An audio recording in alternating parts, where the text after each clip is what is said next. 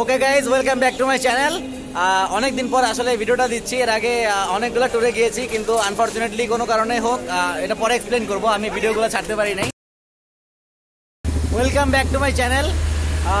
আলহামদুলিল্লাহ অনেকদিন পর আর একটা প্ল্যান করতেছি। আমরা আজকে আবার একটা ট্যুরে যাচ্ছি। এর আগেও মানে অনেকদিন ভিডিও দেওয়ার কারণটা হচ্ছে অনেকদিন ভিডিও না দেওয়া, অনেকদিন ওকে গাইজ, আমরা অলরেডি টাঙ্গাইলের মির্জাপুরে চলে এসেছি। আনফরচুনেটলি আমাদের হাসিব ভাই একটা বিশেষ কারণে উনি ঢাকায় আবার ব্যাক করেছে। সো আমাদের স্কোয়াডে এখন মাত্র 6 জন আছি। হাসিব ভাইয়ের জন্য একটু খারাপই লাগতেছে আসলে। এই পুরো প্ল্যানটা মধ্যমণি ছিলেন বলতে গেলে হাসিব ভাই। সো ফার সো গুড, আল্লাহর রহমতে খুব ভালোই যাচ্ছি আমরা। আর টাঙ্গাইলের যে রাস্তাটা ছিল ওইটা অলরেডি মোটামুটি অনেকটাই কমপ্লিট হয়ে গিয়েছে, দেখতেই পাচ্ছেন। খুব ভালোই একটা গতি আমরা মেনটেন করতে পারতেছি। আর সামনে হচ্ছে যমুনা সেতু। আশা করি যমুনা সেতু পর্যন্ত ভালো রাস্তাই পাবো।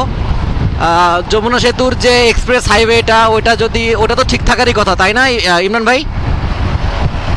ওকে, আচ্ছা, আমরা সবাই একে অপরের সাথে কানেক্টেড আছি through communicator. Okay, got it.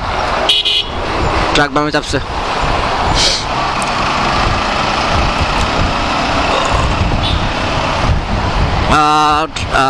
চন্দ্রায় একটা জ্যাম পেয়েছিলাম, যেটা আল্লাহর রহমতে অনায়াসে আমরা বের হইতে পারছি। আসলে ওই জায়গাটা খুবই মানে জ্যাম লেগে থাকে সবসময়, চৌরাস্তার মোড়।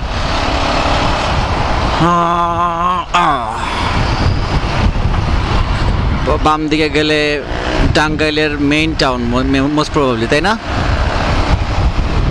বেবি স্ট্যান্ড না, রাস্তাটা ভালো করছে। আমি যখন রাজশাহীতে যাচ্ছিলাম, যারা আমার ব্লগ দেখেছেন ঢাকা রাজশাহী ঢাকা একদিনে, তখন কিন্তু রাস্তাটা এত ভালো ছিল না। হ্যাঁ, ভালো ছিল কিছু জায়গা, তবে তখন 60-70% রাস্তাটাই কাজ চলতেছিল, খারাপ ছিল।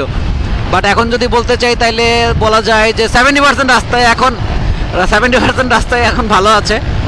আমাদের সিকোয়েন্সটাও সবার আগে সাগর, তারপরে শুভ ভাই, তারপরে নাহিদ ভাই, তার পিছনে আমাদের পারভেজ ভাই, তার পিছনে আমাদের এই যে ইমরান ভাই, এবং সবার পিছনে অ্যাজ ইউজুয়াল আমিই থাকি, আমাকে কেউ সামনে যেতে দেয় না। লাস্টের অনেক দিন আপনারা আমাকে বলেছেন, ইউটিউবে কমেন্ট করেছেন যে ভাই আপনার ভ্লগ কেন আসতেছে না, আপনি কি ভ্লগ করা বন্ধ করে দিলেন নাকি, এই টাইপের কথা। তো আসলে আমি খুবই সরি যে এর মধ্যে আমি 2টা ট্যুরও দিয়ে ফেলছিলাম। সেটা হচ্ছে সাজেকে গিয়েছিলাম, কিন্তু আনফরচুনেটলি কিছু টেকনিক্যাল প্রবলেমের কারণে আমি ভ্লগটা আপলোড দিতে পারি নাই। সো অনেক দিন আপনাদেরকে ওয়েট করানোর জন্য আন্তরিকভাবে দুঃখিত। Let me pass. ওকে, আন্তরিকভাবে দুঃখিত।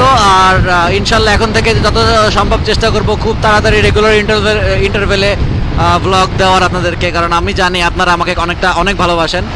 আপনাদের ভালোবাসার জন্য আজকে আমার চ্যানেল, আমি কখনো চিন্তা করতে পারিনি যে 13,000, হয়তো বা অনেকের জন্য 13,000 কোনো ব্যাপারই না, but to me 13K subscribers, মানে 13K লাভ আমার কাছে অনেক।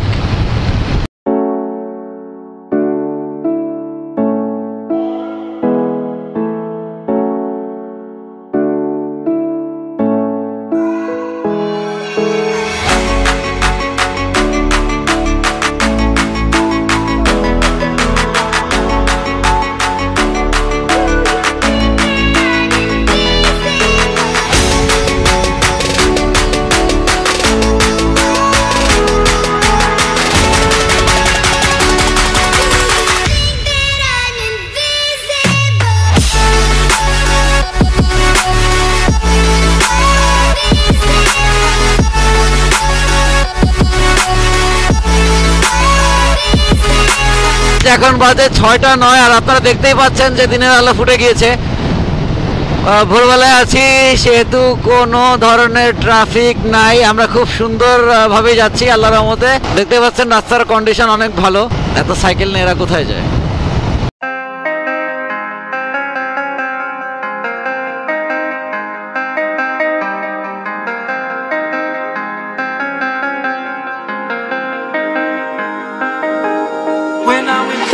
I am able to keep pushing my limits and all the drive that I have, well, I'm going the distance.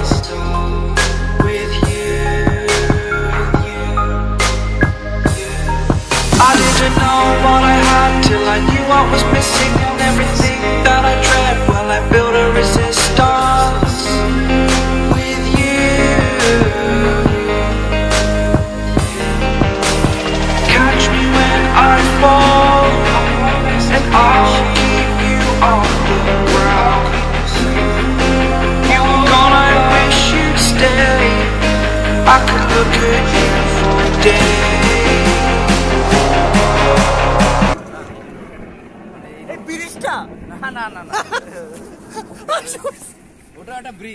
Okay guys, আমরা রংপুর পার হয়ে এখন লালমনিরহাটের দিকে যাচ্ছি। এই ব্রিজের নাম আমি জানি না, এই ব্রিজের নাম কি? যাই হোক, এটা লালমনিরহাট যাওয়ার সময় পরে জেলায় ঢোকার সময় দেখতে পাচ্ছেন আমাদের বাইকগুলো ওই রাস্তার ওই পারে পার করা আছে। আর এখন অলরেডি যেহেতু 6:30টার মতো বাজে, সূর্য উঠে গেছে। আলহামদুলিল্লাহ খুব ভালো মতো আমরা আসতে পারছি। এই যে আমাদের সবাই আছে। সাগর, আজকে ট্যুরের কেমন লাগতেছে তোমার? ভালোই, একটু যদি আমার সিভি আর আমার স্বপ্ন পূরণ করছে। ও ভালো কথা। আরেকটা জিনিস আপনাদের দেখাই, এই যে দেখেন আমাদের প্রত্যেকের হেলমেটে এবং তোমার শরীরে দেখাও কি পরিমাণ পোকামাকড় লেগে গেছে। এই যে নাহিদ ভাইকে দেখাই, নাহিদ ভাই হেলমেটে তো তার দ্বিগুণ। পারভেজ ভাই, আপনি যেহেতু আমাদের সাথে এবার রাইডিং এ first, so he was experience rider by the way, but আপনার কেমন লাগতেছে আজকে? ঠান্ডা লাগতেছে, আর কিছুই না। ভালো লাগতেছে। রাইড করে কেমন লাগছে? রাইড করে ভালো লাগতেছে, বাট ঠান্ডা লাগতেছে। আমাদেরকে নিয়ে কোনো কমপ্লেন আছে আপনার? আমরা নাকি অনেক জোরে চালাই সবাই বলে। না না, কোনো কমপ্লেইন্ট নেই। ঠিক আছে, আলহামদুলিল্লাহ। দেখেন আমার ভাইজারের অবস্থা, ভিজিবিলিটি অনেকটাই কমে গেছে শুধুমাত্র এই পোকামাকড়ের কারণে।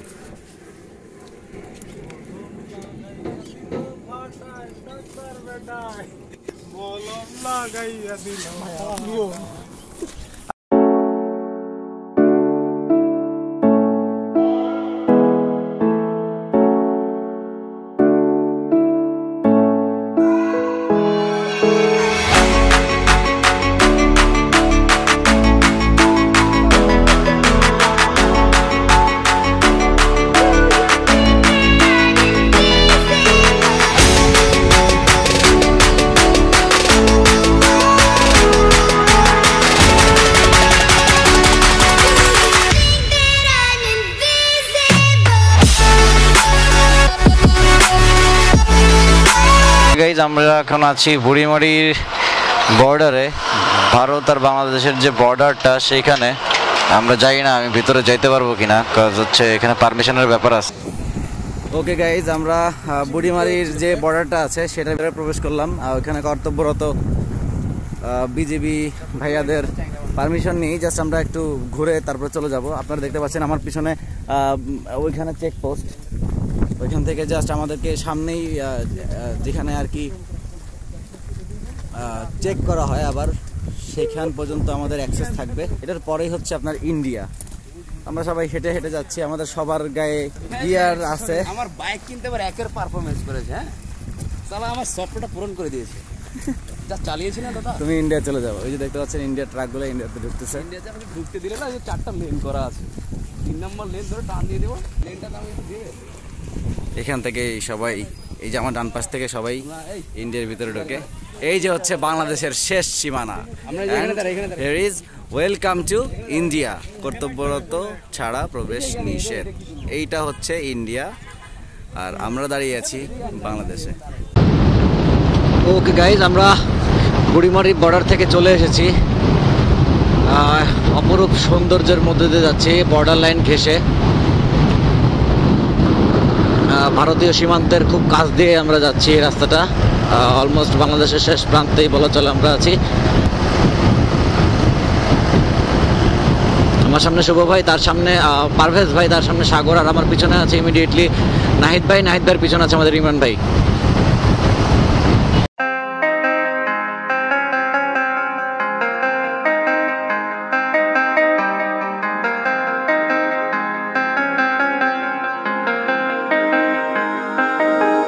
When I'm with you, I am able to keep pushing my limits and all the drive that I have. Well, I'm going the distance with you. BGB checkpost 3 বিঘা করিডোরে চলে এসেছি আমরা। 3 বিঘা করিডোর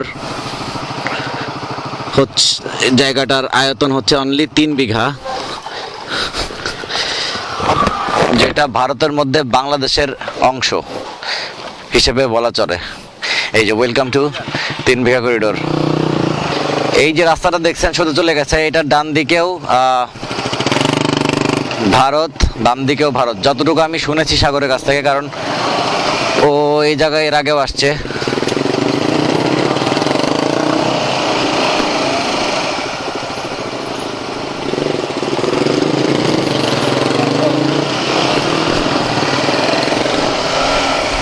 এই দেখতে পাচ্ছেন আপনারা, আমার বামে বিশাল বড় কাঁটাতারের বেড়া, আমার ডানেও কাঁটাতারের বেড়া।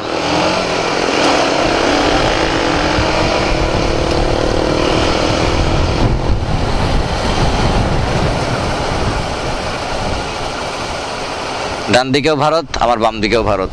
ইয়েস, আমরা চলে এসেছি দহগ্রাম থেকে ঠিক 9 কিলোমিটার বাইরে। তো ওই জায়গাটা যেখানে দাঁড়ায় আছে সেটার নাম হচ্ছে আপনার 3 বিঘা করিডোর। জায়গাটার পরিমাণ হচ্ছে অনলি 3 বিঘা, এবং এটার একটা বৈশিষ্ট্য আছে, সেটা হচ্ছে যে রাস্তার দিয়ে আমরা আসছি সেটা দুই পাশে হচ্ছে ইন্ডিয়া, এবং মধ্যখানে যে রাস্তাটা সেটা বাংলাদেশ হিসেবে পরিচিত। আমি এখানের কর্তব্যরত যেসব বিজিবি সদস্যরা আছে তাদের সাথে কথা বলে জানতে পারছি এটা এখানে একটু রেস্ট্রিক্টেড ব্লগ করা, ক্যামেরা ইউজ করা। তারপরে আমি ওনাদের পারমিশন নিয়ে জাস্ট ওনাদেরকে না নিয়ে একটা ভিডিও শ্যুট করতেছি শুধু আপনাদেরকে দেখানোর জন্য। জায়গাটা যথেষ্ট সুন্দর এবং মনোরম পরিবেশ, কিন্তু আপনি যদি এখানে ঘুরতে আসেন তাহলে ডেফিনেটলি আপনাকে রুলস অ্যান্ড রেগুলেশনসগুলো মেনে চলতে হবে, otherwise you will be in trouble.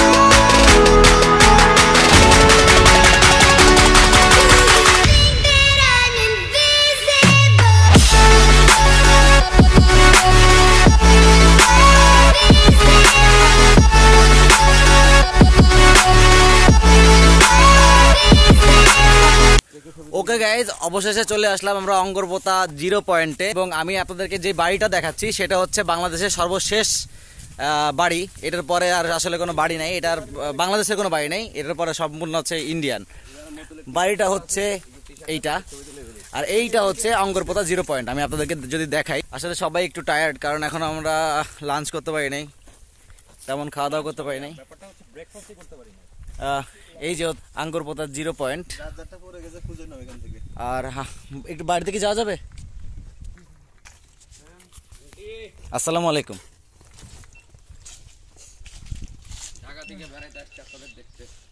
আচ্ছা আঙ্কেল, এটা তো মনে হয় লাস্ট বাংলাদেশের শেষ বাড়ি না? হুম, কোন দিকে?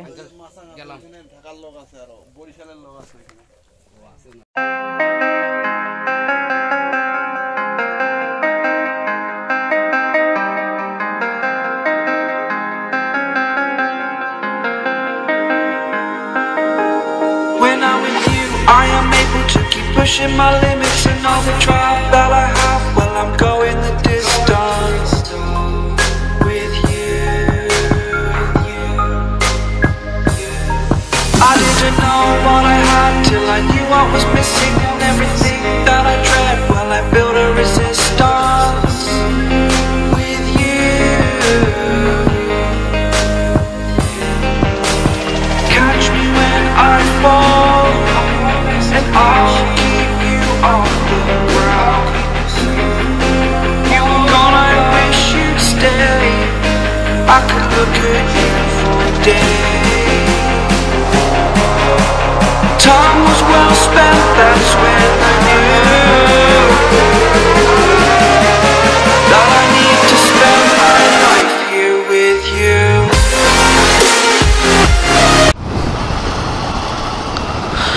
ওকে গাইজ, আমরা এখন আছি তিস্তা ব্যারেজের উপরে। ভাই একটু কষ্ট করতে হবে, কোনো হোটেল পাচ্ছি না। কি অবস্থা আপনার? কেমন? ভালো।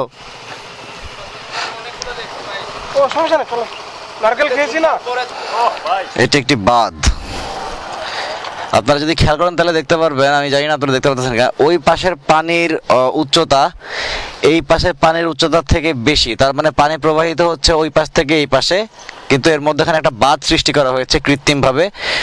এর ফলে নদীর পানি নিয়ন্ত্রণ করা যায়,